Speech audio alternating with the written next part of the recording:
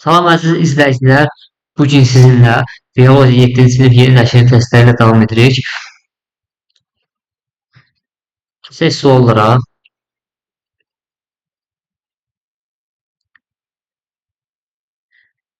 Bir nöqtə birinci yəni testinin, burada 10 dənə test var.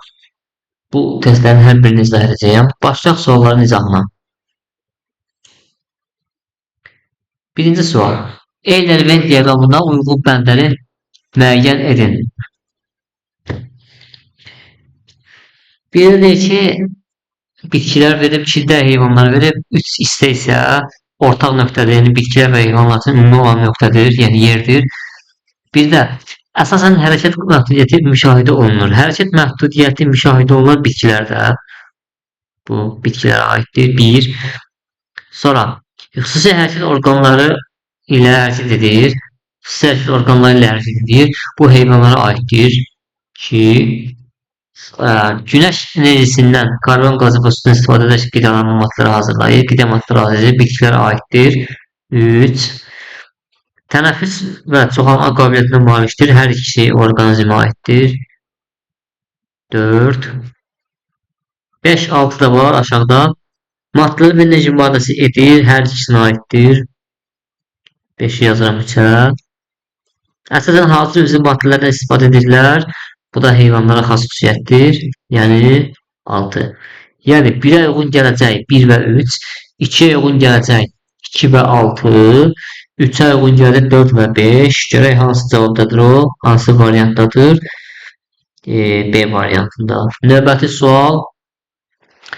Sistemi tamamlayın, klassda verilir. Görək burada nə var? Tənəffüs, çoxalma, qıcıqlanma, böyümə, ifrazat, qidalanma. Sizcə bunlar nəyin xüsusiyyətləri olar? Hansı varlıqlı xüsusiyyətlər olar? Təbii ki, canlıların əsas xüsusiyyətləridir. Burada olacaq canlıların əsas xüsusiyyətləri. Baxaq görək hansıdır? B variantı. Növbəti. Şəkildə canlılar üçün səciyyəvi olan hansı proseslər göstərilmişdir? Şəkildə 3 dənə şəkil verib, 3 şəkildə hərəsində bir xüsusiyyət göstərilmişdir. Burada çoxalınmanı göstərir. Çoxalma. Bu cavabda var çoxalma. Sonra bu şəkildə, yəni buraya yazıram C. Bu şəkildə böyümə və inkişafı göstərir. Yəni A.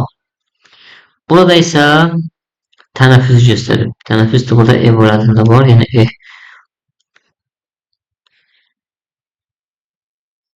Növbəti sual 4 nömrəli sual. Hansı proses nəticəsində qida maddələrinin enerji ayrılır və müxtəlif həyat proseslərində sərf olunur? Təbii ki, tənəffüs zamanı qida maddələri parçalanır, enerji ayrılır, müxtəlif həyat fəaliyyətlərində bu sərf olunur. B variantı.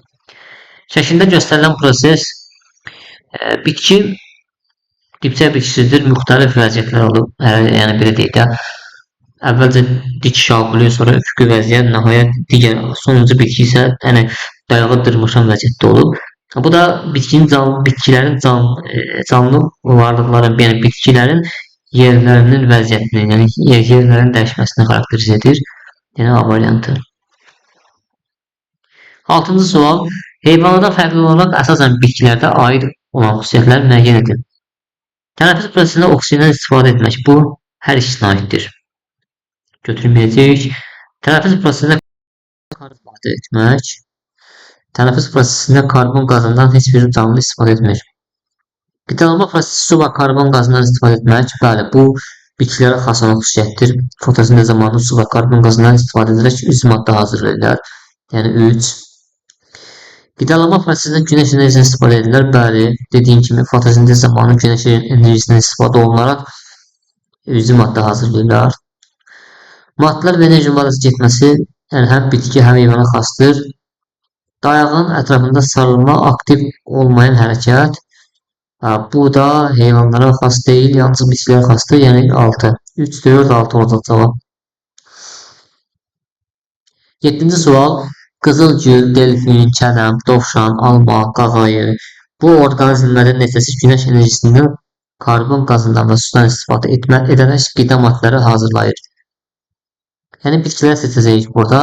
Qızılgül olar 1, delfin heyvan da olmaz, kələm 2, dovşan olmaz, alma olar, qağayı olmaz. Necə oldu? 1 qızılgül, 2 kələm, alma 3.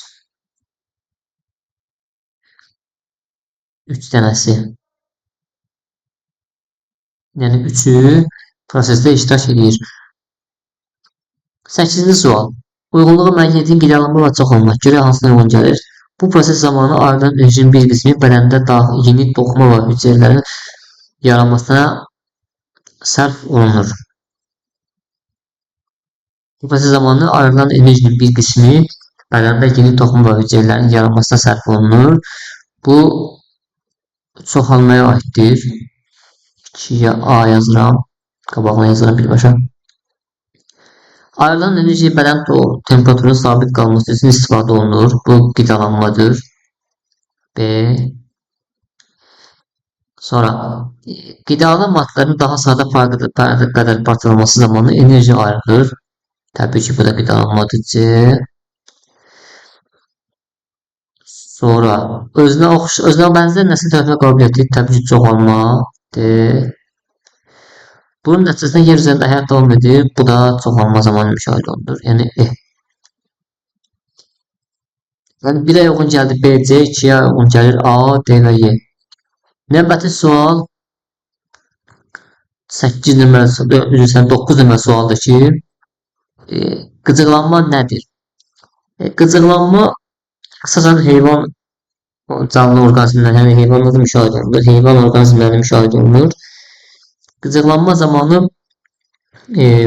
canlı orqanizmlər ətraf mühitə qarşı reaksiyalar olur. Yəni ətraf mühitdə baş verən istənilən bir dəyişikliyə qarşı reaksiyalar olur. Sual cavab vermək üçün qıcıqlanma nədir? Canlıların ətrafda baş verən hadisələrə qarşı reaksiyasıdır. Tutaq ki, bəzi canlılar ki var, hər hansı bir maddəyə qarşı reaksiya verir. Misal üçün, indi siz işlədəcəksiniz növbəti dərslərdə, üzrə mövzuları dərslərinizdə işlədəcəksiniz ki, amıb duz kristallarının uzaqlaşması və yaxud da ki, digər canlıların iynə batdıqda salınması nəticəsində yığılması və yaxud da ki, digər canlıda olsun, insan özü olsun, əlimizə hər hansı bir bizim xəbərimiz olmadan cisim əşya batdıqda nə baş verir? Tez əlimizə təşirik, dişinirik. Deməli, qıcıqlanma nə oldu? Orqanizmin xarici qıcıqlara qarşı reaksiyası. Yazıram bura. Orqanizmin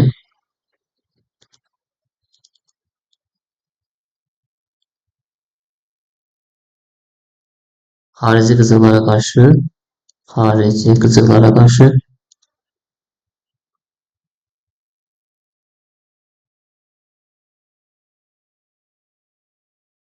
reaksiyası.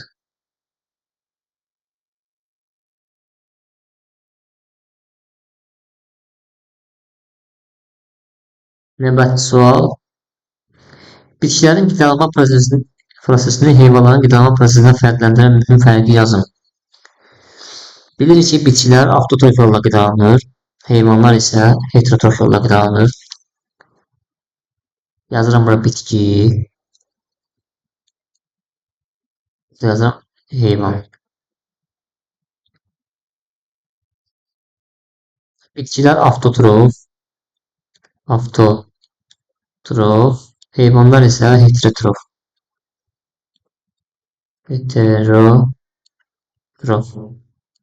Yəni nə? Avtotrof özləri maddə hazırlayır, üzvü maddə hazırlayır.